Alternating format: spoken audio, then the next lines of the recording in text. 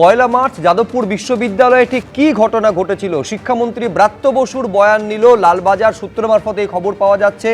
ব্রাত্য বসুও জানিয়েছেন যে কি হয়েছিল, কিভাবে তিনি হামলার শিকার হয়েছেন, সবটা পুলিশকে জানিয়েছেন শিক্ষামন্ত্রী বলে সূত্র মারফত জানা যাচ্ছে। আরও বিস্তারিত কৃষ্ণেন্দু অধিকারী আমাদের প্রতিনিধি বলতে পারবেন। কৃষ্ণেন্দু, দেখো, পয়লা মার্চ যাদবপুর বিশ্ববিদ্যালয়ের এই ঘটনা ঘটেছিল এবং তারপরেই যেটা সূত্র মারফত জানা যাচ্ছে যে লালবাজার থেকে একজন শীর্ষ আধিকারিক পুলিশের তিনি শিক্ষামন্ত্রী ব্রাত্য বসুকে ফোন করেন এবং বিস্তারিতভাবে ব্রাত্য বসুর বয়ান নেন। কারণ যে ঘটনা ঘটেছে সেই ঘটনার প্রত্যক্ষদর্শী ব্রাত্য বসু, তার সামনেই গোটা ঘটনা ঘটেছে এবং কি করে তার গাড়িতে হামলা হলো, কার গাড়ির কাঁচ ভাঙলো, কিভাবে তার গাড়ির ধাক্কায় একজন ছাত্র ইনজিওর্ড হলেন, গোটা বিষয়টা নিয়ে ব্রাত্য বসুর কাছে সবিস্তারে তথ্য জানতে চান, এমনটাই লালবাজার সূত্রে খবর। এবং পাশাপাশি এটাও জানা যাচ্ছে যে ব্রাত্য বসু সেদিনকার ঘটনা বিস্তারিতভাবে পুলিশকে জানিয়েছেন।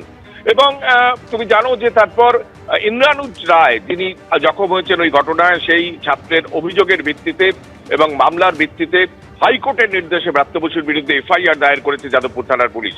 এবং সেক্ষেত্রে ব্রাত্য বসুর এই বয়ান নিয়ে পরবর্তী ক্ষেত্রে পুলিশের কি করণীয় হবে সেটা এখন দেখার। কিন্তু ইতিমধ্যেই ব্রাত্য বসুর যে চালক, তাকে যেমন জিজ্ঞাসাবাদ করা হয়েছে, তার যে সিকিউরিটি, সেদিন যারা দায়িত্বে ছিলেন নিরাপত্তার, তাদের সঙ্গে কথা বলা হয়েছে ফোনে। এরপর একদম স্বয়ং ব্রাত্য বসু, যার নাম এফআইআরে আছে, হাইকোর্টের নির্দেশে পুলিশ এফআইআরে দিতে বাধ্য হয়েছে, সেই ব্রাত্য বসুর বয়ান পুলিশের তরফ থেকে সংগ্রহ করা হয়েছে, এমনটাই সূত্র মারফত জানা যাচ্ছে। বেশ, ধন্যবাদ। এই মুহূর্তে সব থেকে বড় খবরে আমরা রয়েছি। আস্ত একটা ট্রেন হাইজ্যাক হয়ে গেল পাকিস্তানের বালুচিস্তানে ঘটনা ঘটেছে।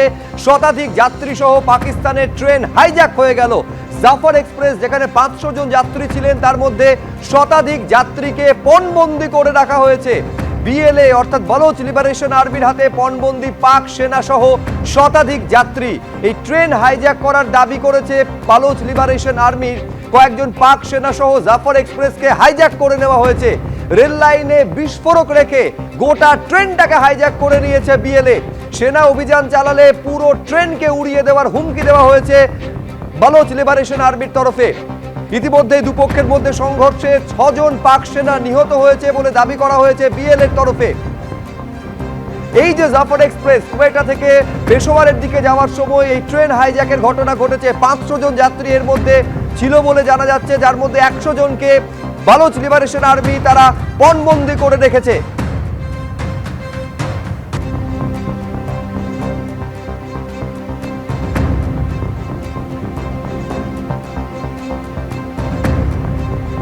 এমনকি এই হুমকি পর্যন্ত দেওয়া হচ্ছে যে পাক বায়ুসেনা যদি হামলা বন্ধ না করে তাহলে পণবন্দীদের মেরে ফেলা হবে, খতম করে দেওয়া হবে।